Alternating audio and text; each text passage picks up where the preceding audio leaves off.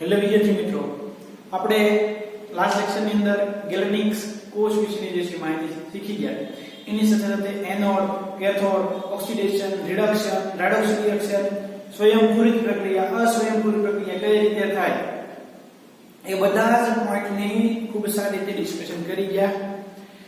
આકૃતિમાં જે સિમ્બોલિક આપણે દર્શાવેલા દરેક સિમ્બોલ જે છે તમે યાદ રાખી લીધા છે. કેથોડ ઋણ હોય, એનોડ ધન હોય, કેથોડ ઉપર રિડક્શન થાય, એનોડ ઉપર ઓક્સિડેશન થાય, બધી વસ્તુ તમે તમારા માઇન્ડની અંદર સેટ કરી દીધી છે. એમાં મિત્રો તમને જે છે એક મેં વાત કરી કે અર્ધકોષ. તો ઉદાહરણ તરીકે એક અર્ધકોષ આ Zn સોલિડ, Zn+2 aqueous આ એક અર્ધકોષ છે. का बीजो अर्धकोष है Cu solid, Cu+2 aqueous. હવે મિત્રો મારે આજના લેક્ચરની અંદર તમારી સાથે ડિસ્કશન કરવાનો છે પોઈન્ટ છે વિદ્યુત ધ્રુવ પોટેન્શિયલ નું માપન કઈ રીતે કરવામાં આવે. આપણને આ EMF શ્રેણી જે છે મિત્રો મળેલી છે, EMF શ્રેણી. એમાં તમને બધાને ખ્યાલ છે કે ફ્લોરિન નો જે પોટેન્શિયલ છે સૌથી વધારે ધન છે. લિથિયમ છે એનો પોટેન્શિયલ સૌથી વધારે ઋણ છે. કોપર નો ધન છે, ઝિંક નો ઋણ છે -0.76, કોપર નો +0.37 છે. તમે બધાને જે રેડોક્સ ની અંદર EMF શ્રેણી આવી ગઈ બધાને ખ્યાલ છે. તો એમાં એ નક્કી કેમ કરવા? મારે Fe નો શોધવો છે, Zn નો શોધવો છે. આ તો કિંમત આપણે અગાઉ આવી ગઈ યાદ છે. ક્લોરીન નો શોધવો છે. તો એના માટે વિદ્યુત ધ્રુવ પોટેન્શિયલ માપન નામની થિયરી જે છે આપણે અભ્યાસ કરી લઈએ એટલે આપણા માટે જે ડિસ્કશન જે છે એ ઈઝી થઈ જાય. હવે ધારો કે મારે કોપર કે ઝિંક જે છે એમાંથી કોઈ પણ એકનો જે છે રિડક્શન પોટેન્શિયલ મારે નક્કી કરવો છે. તો શું કરવાનું? તો થિયરી છે વિદ્યુત ધ્રુવ પોટેન્શિયલ નું માપન કઈ રીતે થાય સમજાવો. તો મિત્રો અગાઉ આપણે ગર્ભની કોષની માહિતી શીખતા ત્યારે એવું કહી દીધું કે એકલા અર્ધકોષનો પોટેન્શિયલ ક્યારેય માપી શકાય નહીં. ઈ સાહે ઝિંક નો હોય, ઈ સાહે કોપર નો, કોઈ પણ અર્ધકોષ હોય ઈ એકલા અર્ધકોષના રિડક્શન પોટેન્શિયલ કે ઓક્સિડેશન પોટેન્શિયલ કે એના પોટેન્શિયલ નું તમે માપન એકલા ન કરી શકો. તમારે સંપૂર્ણ કોષ બનાવવો પડે. એટલે એનોડ કેથોડ રિએક્શન થવી જોઈએ, મીન્સ કે રેડોક્સ રિએક્શન થવી જોઈએ. જો રેડોક્સ રિએક્શન થાય તો તમે કોષ પોટેન્શિયલ માપી શકો. આ Zn વાળા રિએક્શન છે તો આમાં આવું થાય કે Zn સોલિડ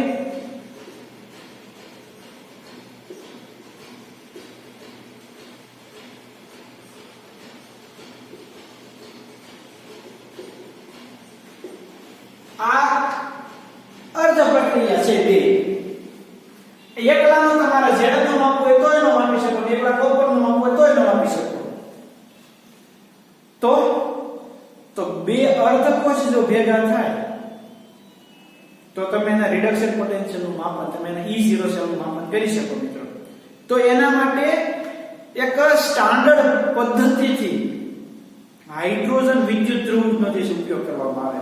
હાઇડ્રોજન વિદ્યુત ધ્રુવ જે છે મિત્રો, એટલે હાઇડ્રોજન જે અર્ધકોષ છે એ હાઇડ્રોજન અર્ધકોષનો પોટેન્શિયલ જે છે એ 0 લેવામાં આવે છે.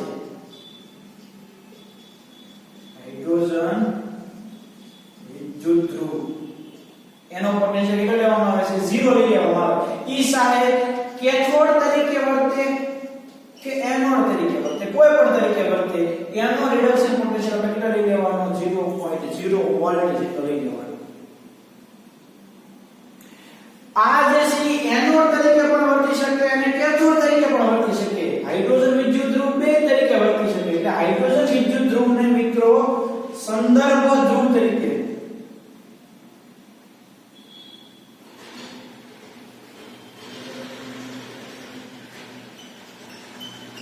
સંદર્ભ સંદર્ભ વિદ્યુત ધ્રુવ તરીકે લેશે લેવાનો. કોના તરીકે લેવાનો? સંદર્ભ વિદ્યુત ધ્રુવ તરીકે લેવાનો. અને બીજા અજ્ઞાત જે અર્ધકોષ છે એ અર્ધકોષના પોટેન્શિયલ નું તમારે માપન કરવાનું. તો તમે સહેલાઈથી દેશનું માપન કરી શકો, એમાં કોઈ પ્રોબ્લેમ નથી. તો હવે મિત્રો પ્રમાણિત હાઇડ્રોજન વિદ્યુત ધ્રુવ બનાવવો કઈ રીતે? તો એને બનાવવા માટેની પદ્ધતિ જે છે આપણે જોઈ લઈએ. બરોબર, આપણે પહેલા શું બનાવીએ? હાઇડ્રોજન વિદ્યુત ધ્રુવ બનાવીએ. એ હાઇડ્રોજન વિદ્યુત ધ્રુવ છે એટલે કે જે હાઇડ્રોજન અર્ધકોષ બન્યો એ બનાવીએ અને પછી જે છે આપણે જે અજ્ઞાત કોઈ પણ હોય અર્ધકોષ એનો રિડક્શન પોટેન્શિયલ માપવાનું શીખીએ. તો મિત્રો જોઈએ આપણે આકૃતિ અને એની થિયરી હાઇડ્રોજન વિદ્યુત ધ્રુવની બનાવવાની. તો કે પહેલાથી એને વ્યક્તિગત અર્ધકોષનો પોટેન્શિયલ માપી શકાય નહીં, એટલે એ આખલા એકલા ન માપી શકાય.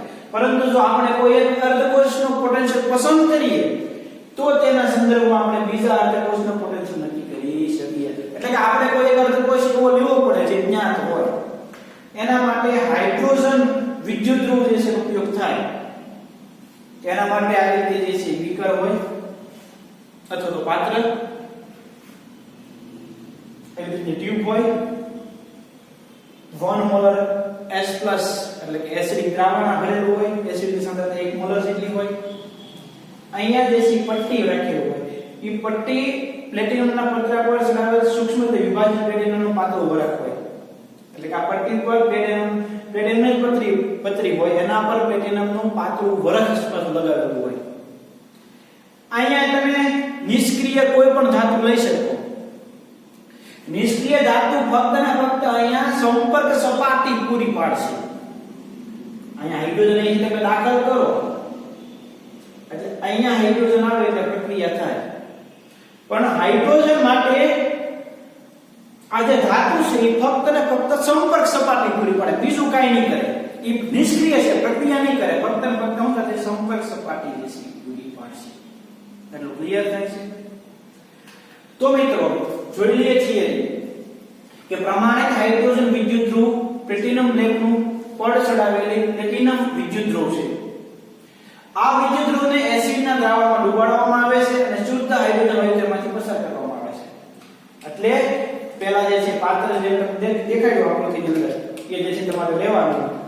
આ તમે પાત્ર લીધું, એસિડનું દ્રાવણ ભર્યું 1 મોલર સાંદ્રતા વાળું, આવી રીતે જે છે તમે એમાં ઇન્સ્ટ્રુમેન્ટ જે છે ડુબાડ્યું. એમાં શું કરેલ છે? તો પ્લેટિનમ બ્લેકનું પડ ચડાવેલ પ્લેટિનમની પટ્ટી છે, વિદ્યુત ધ્રુવ છે. હાઇડ્રોજનના રિડક્શન પામેલા કે ઓક્સિડેશન પામેલા બંને સ્વરૂપોમાં સાંદ્રતા એક જળવાઈ રહે છે. સાહેબ હાઇડ્રોજન જે છે કેથોડ તરીકે વર્તે કે એનોડ તરીકે વર્તે, એની સક્રિયતામાં એની સાંદ્રતામાં કોઈ પ્રકારનો ફેરફાર થતો નથી. દર્શાવે છે હાઇડ્રોજન દબાણ 1 બાર અને હાઇડ્રોજન સાંદ્રતા 1 મોલર છે. એની સાંદ્રતા અને દબાણ કેવું રહેશે? અસર રહેશે. તો આ અર્ધકોષને દર્શાવે કઈ રીતે? તો આપણે આગળ શીખી ગયા કે એ ધાતુ લેવાની કે જે આપણે સંપર્ક સપાટી પૂરી પાડતી હોય. તો આપણે ખબર છે કે આપણે પ્લેટિનમ સંપર્ક સપાટી તરીકે અહીંયા લીધી. પછી એ હાઇડ્રોજન વાયુ છે એનો અણુ સ્વરૂપે દર્શાવવાનું. પછી એનો સક્રિય આયન એટલે H+ અને Aq. આ હાઇડ્રોજન અર્ધકોષનું અણુ જે દર્શાવવાની મેથડ થઈ. કોઈ પણ ધાતુ જે સંપર્ક સપાટી પૂરી પાડે છે એ પછી એ વાયુનું સૂત્ર અને પછી એનો સક્રિય આયન. આ જે છે મિત્રો હાઇડ્રોજન અર્ધકોષ, standard hydrogen electrode SSE standard hydrogen electrode. ઈ મિત્રો કેથોડ તરીકે પણ વર્તી શકે અને એનોડ તરીકે પણ વર્તી શકે. કેથોડ તરીકે જ્યારે વર્તન કરશે ત્યારે કઈ પ્રક્રિયા થશે અને એનોડ તરીકે વર્તે ત્યારે કઈ પ્રક્રિયા થશે. તો મિત્રો અહીંયા તમને રિએક્શન આપેલી છે, તમે જોવો તો અહીંયા હાઇડ્રોજન +1 માં છે, અહીંયા હાઇડ્રોજન 0 છે. હાઇડ્રોજન નું શું થયું? રિડક્શન ક્યાં થાય? તો કે કેથોડ ઉપર. તો મિત્રો કેથોડ ઉપર હાઇડ્રોજન હોય તો આવી પ્રક્રિયા થાય 1/2 H2 gas gives H plus 1 molar aqueous છે અને પ્લસ ઇલેક્ટ્રોન. કારણ કે કેથોડ ઉપર શું થાય ભાઈ? તો કે કેથોડ ઉપર રિડક્શન થાય. આને આ વસ્તુ જો ભાઈ લખવામાં ભૂલ પડી, કેથોડ ઉપર રિએક્શન આ જ છે ભાઈ કે H plus aqueous 1 molar plus electron 1/2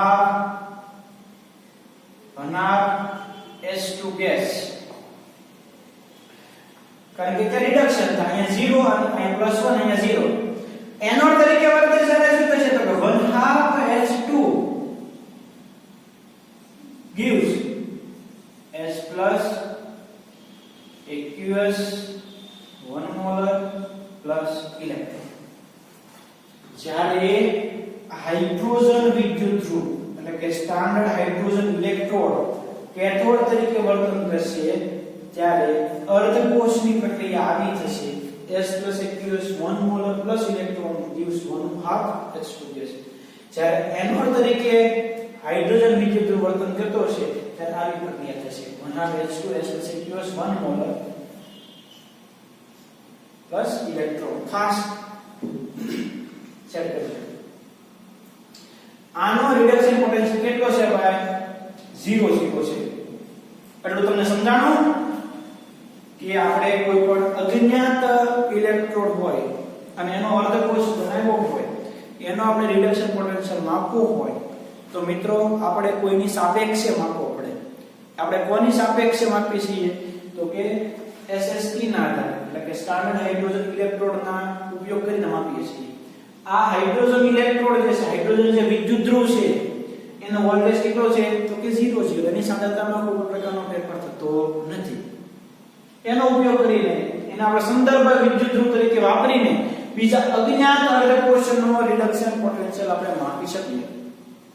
અગાઉ ઇક્વેશન ક્યુ આવી ગયેલું ભાઈ? કોઈનો E0 સેલ મારે મેઝર કરવો હોય તો E0 સેલ માં નક્કી કરવો હોય તો ઇક્વેશન શું હતું ભાઈ? યાદ કરો, લાસ્ટ લેક્ચર માં આવી ગયું E0 સેલ બરાબર E0 શું હતું? કેથોડ માઈનસ E0 એનોડ હતું.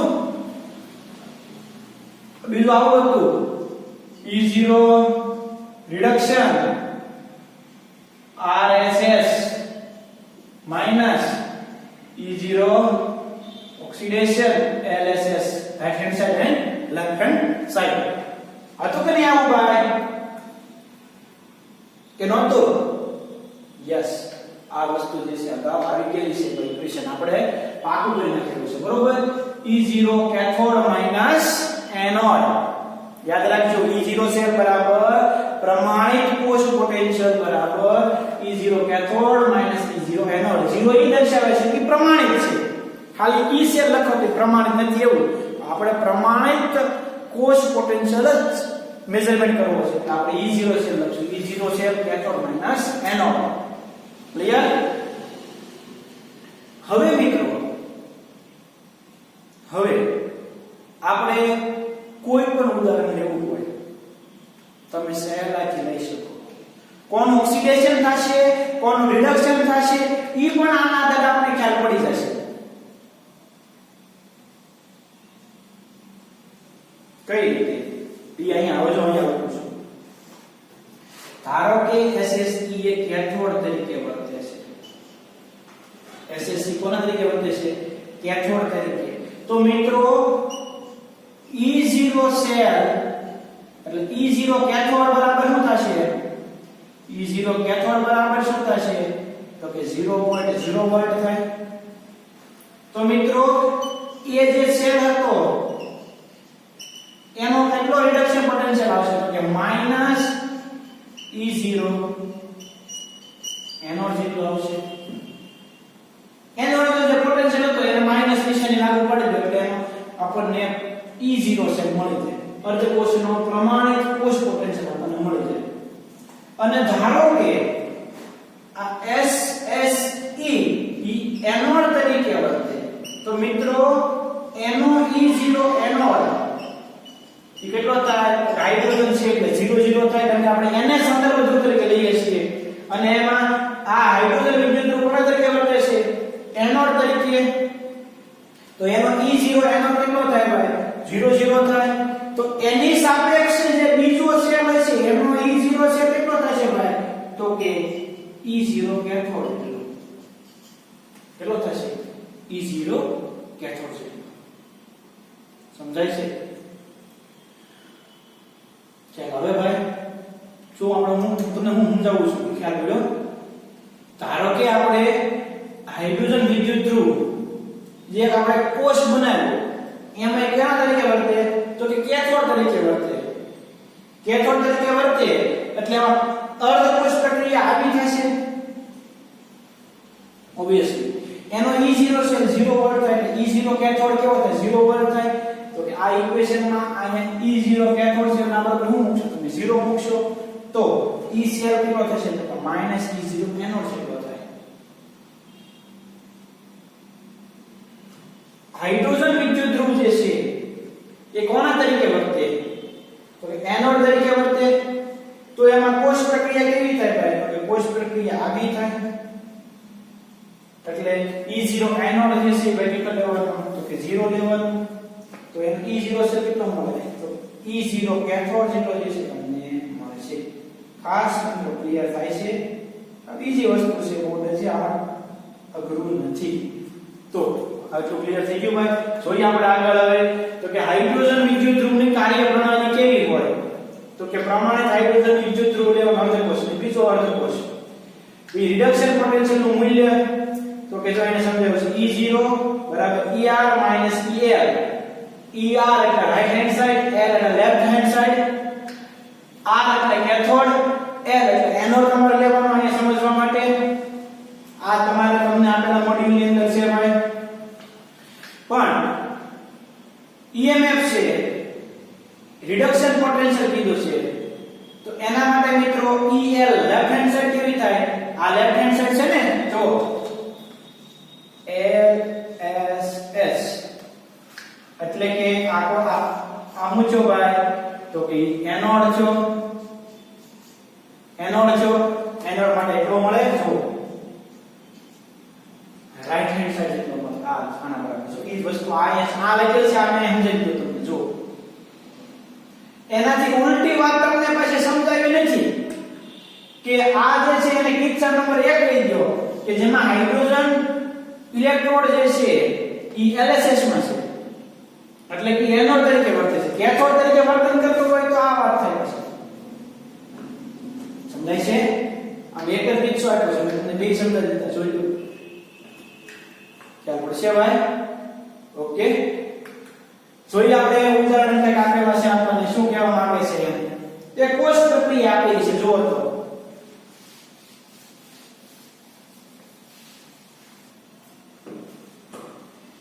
મિત્રો આ એનોડ છે, આ જમણી બાજુ છે એટલે કેથોડ છે, આ એનોડ છે,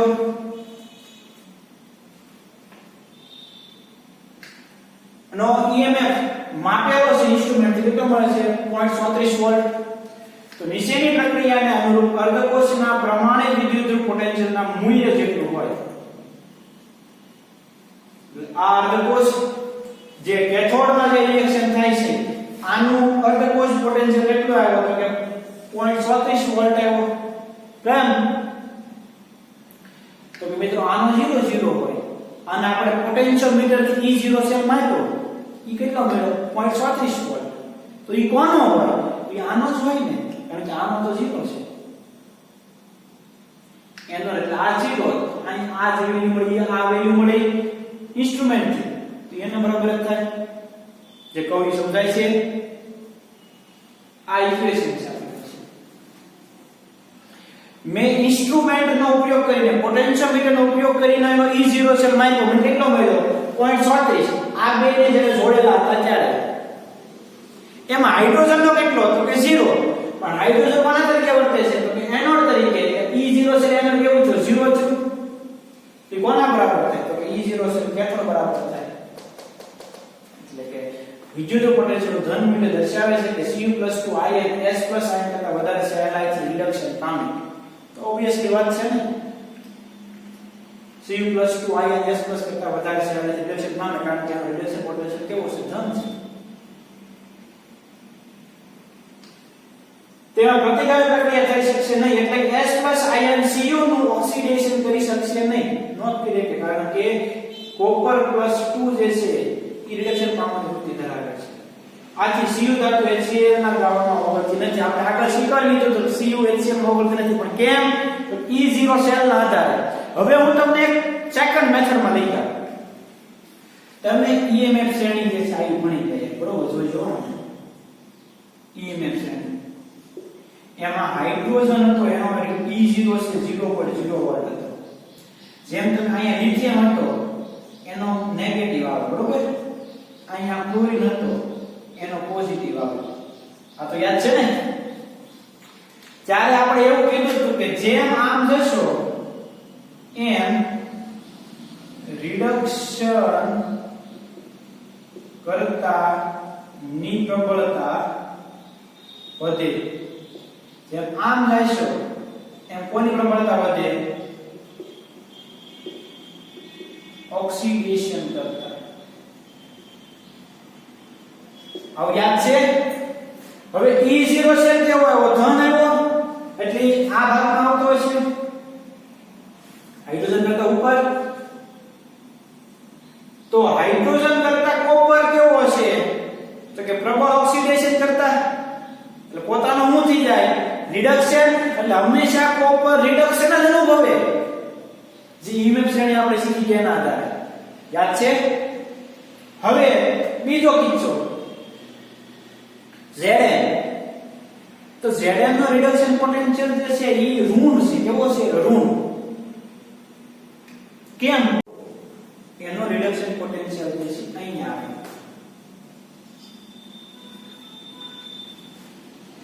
ઈ રિડક્શન પોટેન્શિયલ માઈનસ મેળવો એટલે આપણને ખબર પડે કે એમાં જે હાઇડ્રોજન સેલ છે કેવા તરીકે વર્તે કેથોડ તરીકે વર્તે એટલે આપણને ખબર નથી કોણ એનોડ અને કોણ કેથોડ પણ આપણે જે છે EMF થી માપન કર્યું હોય માપન કર્યું એટલે આપણને એની ખબર પડી કે -0.76 વોલ્ટ મળ્યો -0.76 વોલ્ટ મળ્યો માઈનસ વેલ્યુ મળી બરોબર એટલે શું દર્શાવે છે તો કે એમાં હાઇડ્રોજન જે છે એ કેથોડ બનશે Zn બનશે એનોડ બનશે નીચેની અર્ધકોષના પ્રમાણે વિદ્યુત પોટેન્શિયલના મૂલ્ય જેટલું હોય આપણે E સેલ બરાબર શું મળે -0.76 એટલે આ પ્રક્રિયા ત્યાં થતી હોય વિદ્યુત પોટેન્શિયલનું ઋણ મૂલ્ય દર્શાવે છે કે S + ion Zn નું ઓક્સિડેશન આપમેળે કરી શકશે બરોબર છે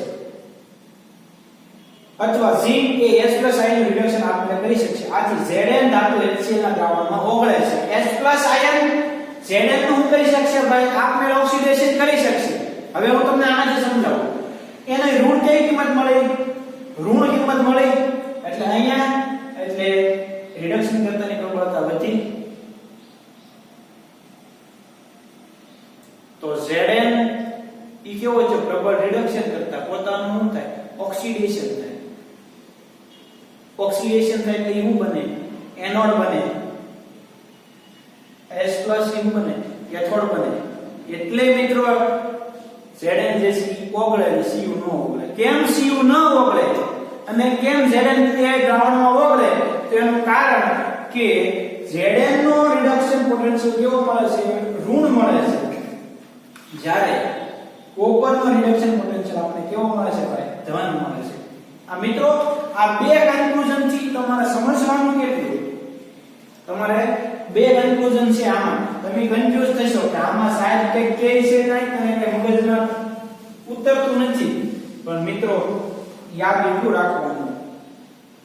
રાખવાનું નોટ ડાઉન કરવું નોટ ડાઉન કરી લો જે વસ્તુ હવે કી પોઈન્ટ છે એટલે 3 લાઈન લખવાનું ખાસ અગત્યની છે તેનાથી તમારે બીજું કાંઈ ટેન્શન નહીં લેવાનું આખો લેક્ચર એમાં આવી જાય પહેલું પોઈન્ટ હાઇડ્રોજન વિદ્યુત ધ્રુવ એનોડ અને કેથોડ બંને તરીકે વર્તન કરી શકે હાઇડ્રોજન વિદ્યુત ધ્રુવ એનોડ અને કેથોડ બંને તરીકે વર્તન કરી શકે. પછી આ લખવાનું છે હાઇડ્રોજનનો કોચ પોટેન્શિયલ કેટલો છે 0 વોલ્ટ.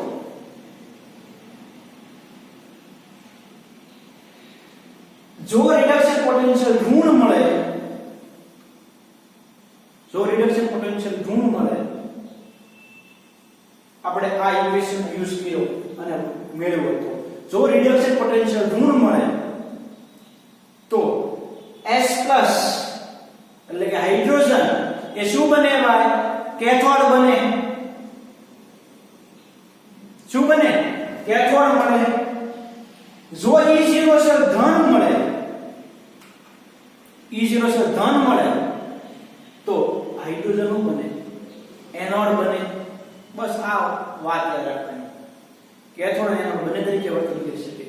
આપણે કોઈનો E0 શેલ માન્યો, જો ઋણ મળ્યો તો હાઇડ્રોજન કેથોડ તરીકે વર્તન કરશે. જો રિડક્શન પોટેન્શિયલ ધન મળ્યો તો એ એનોડ તરીકે વર્તન કરશે. બસ આખો લેક્ચર અમારી આ વાત હવે તમારા મગજની અંદર સેટ થઈ ગઈ. જો રિડક્શન પોટેન્શિયલ કેવો ઋણ મળ્યો, ઋણ મળ્યો એટલે Zn પ્રબળ રિડક્શન કરતા છો એટલે પોતાનું શું થાય? પ્રબળ રિડક્શન કરતા એટલે પોતાનું શું થાય? ઓક્સિડેશન. ઓક્સિડેશન ક્યાં થાય? એનોડ. તો હાઇડ્રોજન શું બને? કેથોડ. સિમ્પલ. રિડક્શન પોટેન્શિયલ ધન આવ્યો એટલે જે ઉપર આવ્યો ઈ કેવો થાય? તો કે રિડક્શન કરતા પોતાનું શું થાય? હાઇડ્રોજન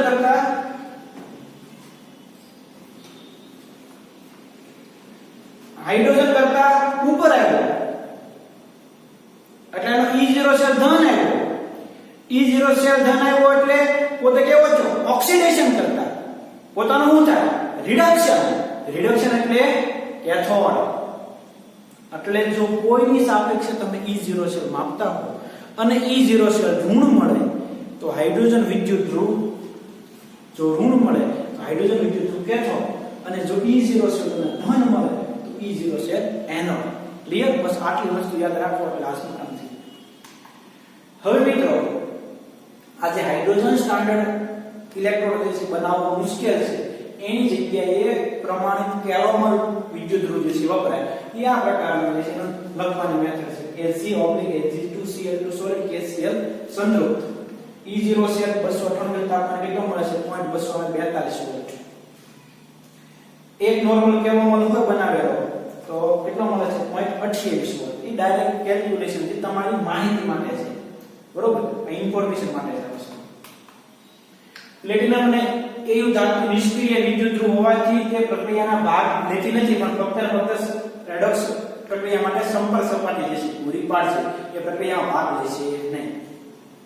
બ્રોમિન વિદ્યુત ધ્રુવ આપણે અગાઉ લખ્યો હતો એ જે છે અહીંયા તમને લખી દર્શાવેલો છે અર્ધકોષની પ્રક્રિયા સાથે. બાકી આપણે અગાઉ આગળના લેક્ચરમાં શીખી ગયા છે. ક્લિયર? હવે મિત્રો પ્રમાણિત વિદ્યુત પોટેન્શિયલ ગતિતા શું છે ભાઈ? તો જે આપણે સમજી ગયા એ વસ્તુ છે કે કોણ વધારે સ્થાયી છે, કોણ ઓછું સ્થાયી છે, કોણ રિડક્શન કરતા બનશે, કોણ ઓક્સિડેશન કરતા બનશે નક્કી કરી શકો. જો વિદ્યુત ધ્રુવનો પ્રમાણિત પોટેન્શિયલ 0 કરતા વધારે હોય એટલે કે ધન હોય તો તેનું રિડક્શન પામેલું સ્વરૂપ S2 કરતા વધુ સ્થાયી હોય. કોપર +2 નો રિડક્શન પોટેન્શિયલ ધન હતો તો કોપર એ હાઇડ્રોજન કરતા કેવું છે? વધારે સ્થાયી છે. કોપરનો રિડક્શન પોટેન્શિયલ છે ભાઈ E + 0.34 વોલ્ટ મળે તો એ દર્શાવે છે કે કોપર એ હાઇડ્રોજન કરતા કેવું છે? વધારે સ્થાયી છે. સમજાય છે? રિડક્શન પામેલું સ્વરૂપ હાઇડ્રોજન કરતા કેવું હોય? વધારે સ્થાયી હોય. એટલે કે કોપર એ કેવું હોય? મોર સ્ટેબલ હોય, કારણ કે પોતે રિડક્શનની પ્રક્રિયા અનુભવે. કેટલા માટે? કે ઓક્સિડેશન કરતા તરીકે વર્તે એટલે પોતાનું રિડક્શન ને અંતે આપણે કોપર મળે તો કોપરની સ્થાયીતા હાઇડ્રોજન કરતા કેવી હોય? વધારે હોય. જો વિદ્યુત ધ્રુવ પોટેન્શિયલનું મૂલ્ય કેવું હોય? ઋણ હોય તો હાઇડ્રોજનના રિડક્શન પામેલા સ્વરૂપ કરતા કેવું હોય? વધારે સ્થાયી રિડક્શન પામેલું સ્વરૂપ, રિડક્શન પામેલું સ્વરૂપ એટલે આ જે છે રિડક્શન પામેલું કોપર મળી મોર સ્ટેબલ હોય. અહીંયા શું કહે છે ભાઈ? ધન મોલ. તો આગળની જે વાત હતી રિડક્શન પોટેન્શિયલ નું મૂલ્ય ઋણ હોય તો હાઇડ્રોજન સ્પીસીસ ના રિડક્શન પામેલા સ્વરૂપ કરતા કેવું હોય? વધારે સ્થાયી હોય. ક્લોરાઇડ નો પ્રમાણિત પોટેન્શિયલ કેવો છે? 2.87 વોલ્ટ. એટલે F2 વાયુ ક્લોરાઇડ માં રિડક્શન પામવાનું મહત્તમ વલણ ધરાવે એટલે પોતે કેવો છે? પ્રબળ ઓક્સિડેશન કરતા. પ્રબળ ઓક્સિડેશન કરતા એટલે પોતાનું શું થાય? રિડક્શન. એટલે F2 વાયુ સૌથી પ્રબળ ઓક્સિડેશન કરતા છે. કેમ? તો કે એ આપણે આવી રીતે મળે એટલે જે છે ઝડપથી એ પોતે ઓક્સિડેશન કરતા તરીકે વર્તન કરે. F- સૌથી નિર્બળ રિડક્શન કરતા છે. કેવો છે? કારણ કે સૌથી ઉપર છે એ પણ કેવો છે? પ્રબળ ઓક્સિડેશન કરતા. પોતાનું થઈ જાય રિડક્શન થઈ જાય એટલે F2 કેવો છે? ઓછો સ્થાયી છે. F- કેવો છે? મોર સ્ટેબલ છે કારણ કે નોબલ ગેસ ઇક્વિલિબ્રિયમ કન્ફિગ્યુરેશન પ્રાપ્ત થઈ ગઈ. ક્લિયર? લિથિયમ સૌથી ઓછો -0.05 વિદ્યુત ધ્રુવ પોટેન્શિયલ ધરાવે છે. લિથિયમ રસાયણ સૌથી નિર્બળ ઓક્સિડેશન કરતા કારણ કે નિષેધાય રિડક્શન કરતા વધે તો કેવો છે? નિર્બળ ઓક્સિડેશન કરતા. જ્યારે જલીય દ્રાવણમાં લિથિયમ ધાતુ સૌથી વધુ શક્તિશાળી રિડક્શન કરતા. સાહેબ ને જુઓ આ જ વસ્તુ જે છે મિત્રો સમજવાની છે. થિયરી તો લાંબી આપણે કે પણ મેઈન પોઈન્ટ આપણા અભ્યાસમાં આવવું જોઈએ કે હાઇડ્રોજનની સરખામણીમાં જેમ રિડક્શન પોટેન્શિયલ મોર નેગેટિવ થાય એમ રિડક્શન કરતાની પ્રબળતા વધે. રિડક્શન કરતાની પ્રબળતા વધે એટલે પોતાનું શું થાય ભાઈ? તો કે પોતાનું ઓક્સિડેશન થાય. ઓક્સિડેશન થાય એટલે કોના તરીકે વર્તે ઈ ભાઈ? તો કે ઈ એનોડ તરીકે વર્તે. જેમ નીચેના હોય એમ. અને આમ જાવ યાર પોતાનું શું થાય ભાઈ? તો કે રિડક્શન થાય. રિડક્શન થાય એટલે કોના તરીકે વર્તે ભાઈ? કેથોડ તરીકે વર્તે. બસ that's more important thing in this lecture. આ જ રીતેનું છે બાકી વધારે કાંઈ નહીં. ક્લિયર? હવે વિદ્યુત રાસાયણિક કોષનો ઉપયોગ દ્રાવણની pH નક્કી કરવા માટે, અલ્પદાયક વિદ્યુત વિભાજનના દ્રાવ્યતા ગુણાકાર મેળવવા માટે, સંતુલન અસરણની ગણતરી માટે, પોટેન્શિયોમેટ્રિક અનુમાપનનો અંદર, ઉષ્માગતિકીય ગુણધર્મો વગેરેની અંદર જે છે વિદ્યુત રાસાયણિક કોષનો ઉપયોગ થાય. દરેકનો ઉપયોગ આપણે આગળ જોવાના છીએ. દરેકના ન્યુમેરિકલ્સ આપણે જોવાના છીએ. દરેકના દાખલા જો આપણે ગણશું એના MCQ ગણશું એટલે આપણે બધાને ખ્યાલ પડે કે અલગ અલગ જગ્યાએનો જે ઉપયોગ થાય. સો મિત્રો આ લેક્ચરની થિયરીથી કન્ફ્યુઝ ન થતા મેઈન વસ્તુ શું શીખવાની છે એટલે કોઈની સરખામણીમાં આપણે કોઈનો રિડક્શન પોટેન્શિયલ માપવો હોય તો હાઇડ્રોજન વિદ્યુત ધ્રુવનો જે ઉપયોગ કરવાનો. એની અંદર હાઇડ્રોજન નો રિડક્શન પોટેન્શિયલ 0 લેવાનો. આ આટલું બોક્સ જે છે મિત્રો તમને યાદ રહી ગયું. આટલું બોક્સ એટલે જે છે તમારે કોઈ પણ પ્રકારનું ટેન્શન નહીં. આ બોક્સ એટલું જે છે યાદ રાખવાનું છે. આ બોક્સ આ બે પ્રક્રિયા કેથોડ એનોડ. બાકી આ ઇક્વેશન આગળ તમે સમજી જશો. બસ આખો લેક્ચર જે છે આમાં આવી ગયો મિત્રો. ખાસ એટલો કે નહોતું છે તમે ક્લિયર કરી નાખો તમારો પ્રોબ્લેમ જે છે સોલ્વ થઈ જશે. બરોબર? હવે થોડુંક આપણે એમસીક્યુ ડિસ્કશન કરી લઈએ. ઓકે, પહેલો એમસીક્યુ છે ભાઈ વિદ્યુત રાસાયણિક કોષના ચોક્કસ કોષ પોટેન્શિયલ મેળવવા માટે નીચેના પૈકી કોનો ઉપયોગ તમે કરશો? તો બધાને ખ્યાલ છે કે પોટેન્શિયોમીટરનો જે છે આપણે ઉપયોગ કરીએ. ક્લિયર? આગળ આપેલ પૈકી કયા સંજોગો દરમિયાન વિદ્યુત કોષ કાર્ય કરતો અટકી જાય?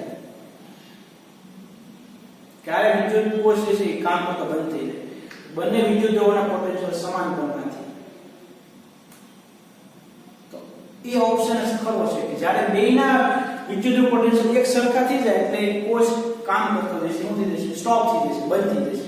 એ ઓપ્શન જ છે ખરો છે. Clear? Copper solid plus Ag+aqueous, copper plus aqueous Ag+ પ્રક્રિયા આધારિત છે. પ્રમાણિત કોષ માટેનું યોગ્ય સાંકેતિક સ્વરૂપ જો તો ભાઈ પહેલા તો આપણને કેથોડ એનોડ પ્રક્રિયા સમજાવવી જોઈએ. કોપર માંથી કોપર પ્લસ નું છું ભાઈ એટલે કોપર નું શું છું? ઓક્સિડેશન, આનું શું છું ભાઈ તો કે રિડક્શન. ઓક્સિડેશન કઈ જગ્યાએ થાય તો કે એનોડ પર, રિડક્શન ક્યાં થાય ભાઈ તો કે કેથોડ ઉપર. તો આપણે પહેલા લખવાનો ક્ષારક સેતુ, પછી ડાબી બાજુ શું આવશે ભાઈ અને જમણી બાજુ શું આવશે કયો તો જોઈ.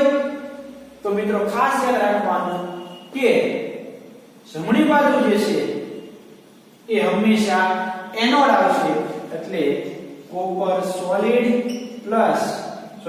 Solid oblique Cu+2 aqueous.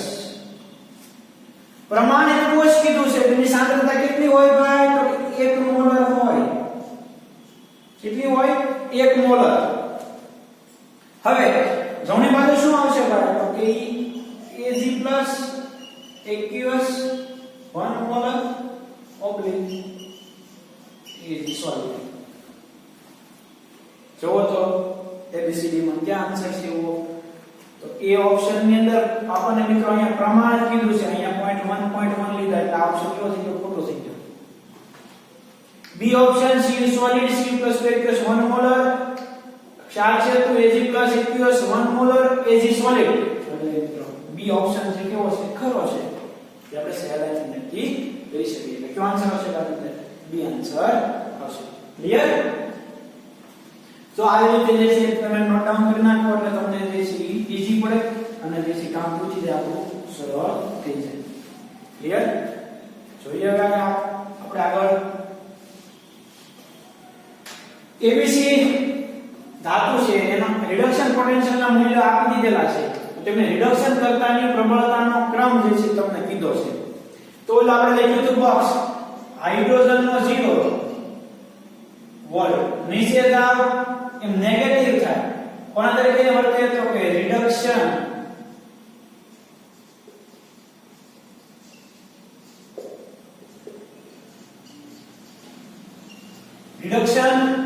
Reducing agent ની પ્રોપર્ટી કેવી થાય ઇન્ક્રીઝ થાય. ઉપર જાવ એમ પોઝિટિવ થાય. એમ કઈ પ્રોપર્ટી ઇન્ક્રીઝ થાય તો ઓક્સિડાઇઝિંગ પ્રોપર્ટી ઇન્ક્રીઝ. તો ઓક્સિડાઇઝિંગ એજન્ટ લખીએ આપણે પ્રોપર્ટી નું બદલે પ્રોપર્ટી લખીએ properties increase. Oxidising property increase એટલે કે ઓક્સિડાઇઝિંગ એજન્ટ વધે અને નીચે તો રિડ્યુસિંગ એજન્ટ ઇન્ક્રીઝ થાય. તો જુઓ તો રિડક્શન કરતા કોણ થશે તો જેની મોર નેગેટિવ હોય ઈ. તો મોર નેગેટિવ કોની છે અનુક્રમે કીધી એટલે બી. તો બી કેવો થયો પ્રબળ રિડક્શન કરતા. પછી કોણ આવશે તો કે સી. પછી કોણ આવશે તો કે એ. કઈ રીતે મેં ગોઠવ્યા જેમ વધારે હું રિડક્શન કરતા વધારે ઓબ્વિયસલી કયો આન્સર આવશે ભાઈ BCA. BCA એટલે બી આન્સર આવશે. ક્લિયર. ટેક્સ્ટ બુક ના 3.1 નો જે છે ક્વેશ્ચન છે કે નીચેની ધાતુ અને તેમના ક્ષારના દ્રાવણમાંથી એકબીજાને વિસ્થાપિત કરતા ક્રમમાં દર્શાવો. પેલા ભાઈ રિડક્શન પોટેન્શિયલ હોય તો આપણે સહેલાઈથી ખબર પડે પણ આમ આપણે નક્કી કરવું અઘરું પડે.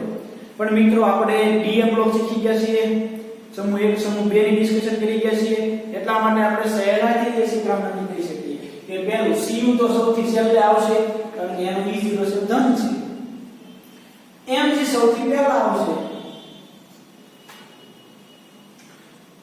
તો ત્યાર પછી એલ્યુમિનિયમ, ત્યાર પછી જે છે Zn અને ત્યાર પછી Fe. આ ક્રમ છે ભાઈ વિસ્થાપિત કરવાનો ક્રમ છે.